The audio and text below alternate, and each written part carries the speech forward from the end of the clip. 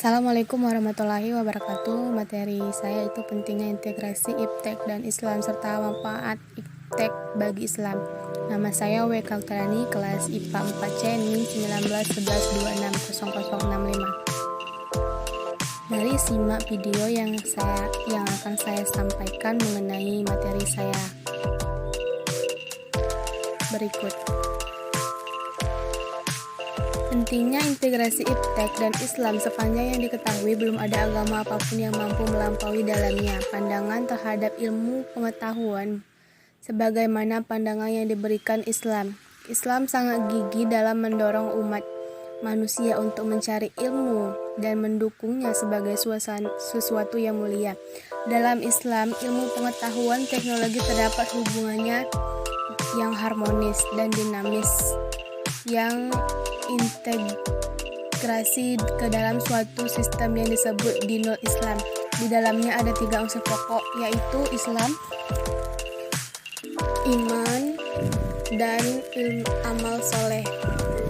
Dalam surah Al-Ibrahim 24-25 artinya, tidakkah kamu perhatikan bagaimana Allah telah membuat perumpamaan kalimat yang baik seperti pohon yang baik, akarnya teguh dan cabangnya menjulang ke langit. Pohon itu memberikan buahnya pada setiap musim dengan seizin Tuhannya. Allah membuat perumpamaan itu untuk manusia supaya mereka selalu ingat. Surah Al-Ibrahim 24-25. Salah satu tujuan Islam ialah untuk memberi tuntunan sehingga manusia dapat meningkatkan taraf hidup yang modern lebih maju. Islam tidak melarang untuk memikirkan masalah teknologi modern atau ilmu pengetahuan yang sifatnya menuju modernisasi pemikiran manusia, genius, profesional, dan konstruktif serta inspiratif terhadap permasalahan yang timbul dalam kehidupan sehari. Kemudian, peradaban modern adalah hasil kemajuan ilmu pengetahuan dan teknologi yang gemilang telah dicapai oleh manusia setelah diadakan penelitian yang tekun dan eksperimen yang mahal yang telah dilakukan selama berabad-abad. Maka sudah sepantasnya kalau kemudian manusia menggunakan penemuan-penemuan itu guna meningkatkan taraf hidupnya. Kemajuan teknologi secara umum telah banyak dinikmati oleh masyarakat luas dengan cara yang belum pernah dirasakan bahkan oleh para raja dahulu kala. Tampaknya manusia di masa depan akan mencapai taraf kemakmuran yang lebih tinggi dan memperoleh kemudahan yang lebih banyak lagi. Agama Islam tidak menghambat kemajuan ilmu pengetahuan dan teknologi, juga tidak inti terhadap barang-barang produk teknologi baik di zaman lampau, di masa sekarang, maupun di waktu-waktu yang akan datang. Demikian pula ajaran Islam tidak akan bertentangan dengan teori-teori pemikiran modern yang teratur dan lurus dan analisa yang diteliti oleh objektif. Ayat di atas menggambarkan keutuhan iman, ilmu, amal dengan sebuah pohon yang akarnya menghujam ke bumi, batangnya menjulang tinggi, mengeluarkan buah setiap musimnya atas izin Allah.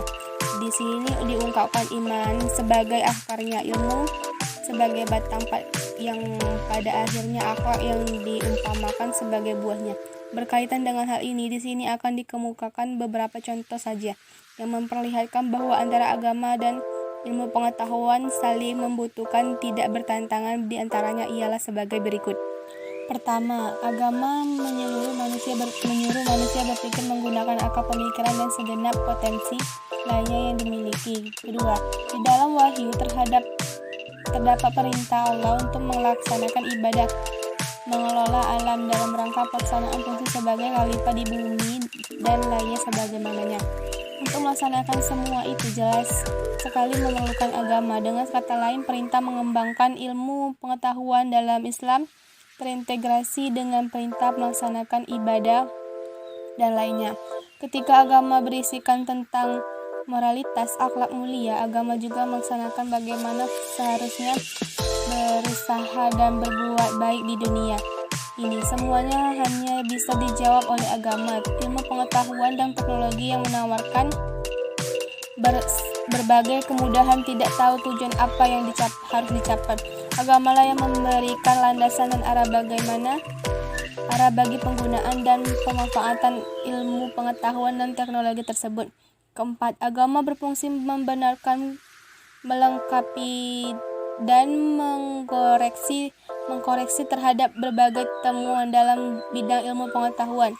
Dengan demikian, antara agama dan ilmu pengetahuan dalam pandangan Islam bukan untuk mempertentangkan, melainkan untuk saling melengkapi, dengan catatan harus bertolak dari keyakinan dan realitas yang objektif bahwa ilmu pengetahuan sifatnya terbatas.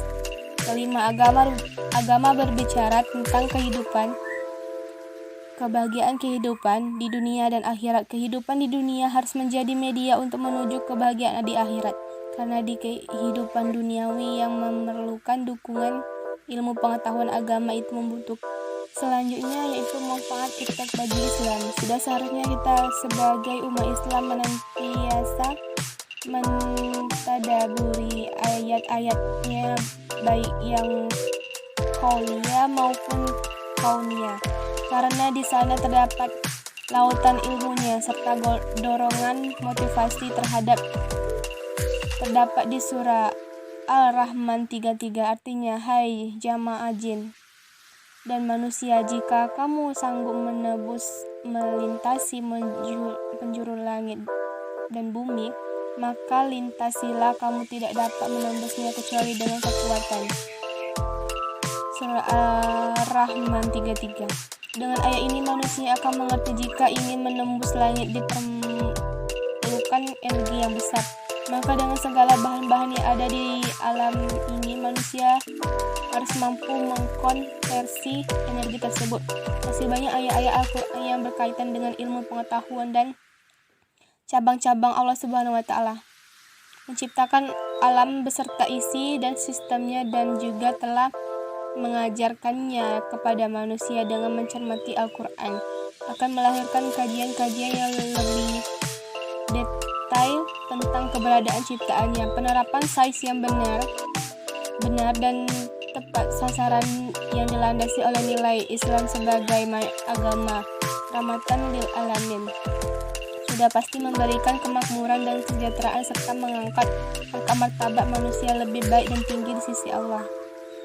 Karena dalam Islam, orang yang berilmu dan menggunakan ilmunya di jalan Allah untuk kemaslahatan umat manusia oleh Allah akan diangkat derajatnya lebih tinggi dari mereka yang tidak berilmu, karena dapat memberikan manfaat bagi orang lain. Tetapi sebaliknya, penguasaan dan penerapan yang salah dan tidak dilandasi oleh nilai-nilai agama, kata Allah, terbelah giliran kehancuran. Al-Quran menyebut gejala-gejala alam sebagai tanda-tanda Tuhan dan menganjurkan kajian atas berbagai gejala alam sebagai jalan untuk menyembah Allah. Arti secara mendalam sebenarnya tafakkur sesungguhnya adalah bukan sekedar mengagumi dan berdiam diri seperti orang yang menyaksikan suatu pandangan yang sangat indah dan cantik, tetapi di balik itu terkandung makna tindakan selanjutnya mempelajari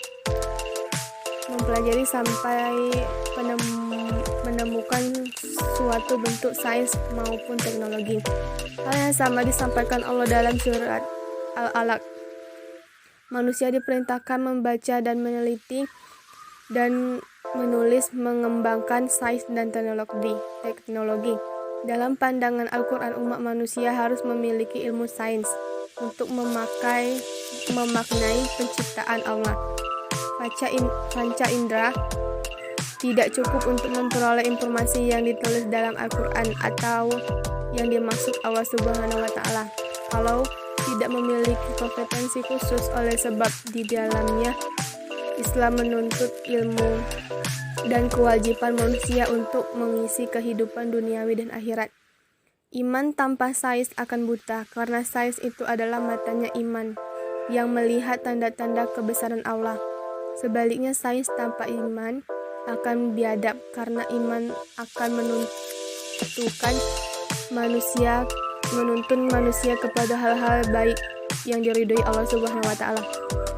Oleh karena itu, pemikiran intelektual Islam harus berani dan terus-menerus menyampaikan bahwa keserasian Islam dan sains teknologi bukan hanya sekedar pertukaran bebas ide-ide, dialog intelektual, dan memperjuangkan untuk menyebarkan Islam dan mempertahankan tuduhan-tuduhan Barat sebagai fundamentalisme yang tidak mengenal kompromi dan keterbelakangan. Kemajuan teknologi adalah suatu yang tidak bisa dihindari dalam kehidupan ini, karena kemajuan teknologi akan berjalan sesuai dengan kemajuan ilmu pengetahuan. Setiap inovasi diciptakan untuk memberikan manfaat positif bagi kehidupan manusia, memberikan banyak kemudahan, serta sebagai cara baru dalam melakukan aktivitas manusia.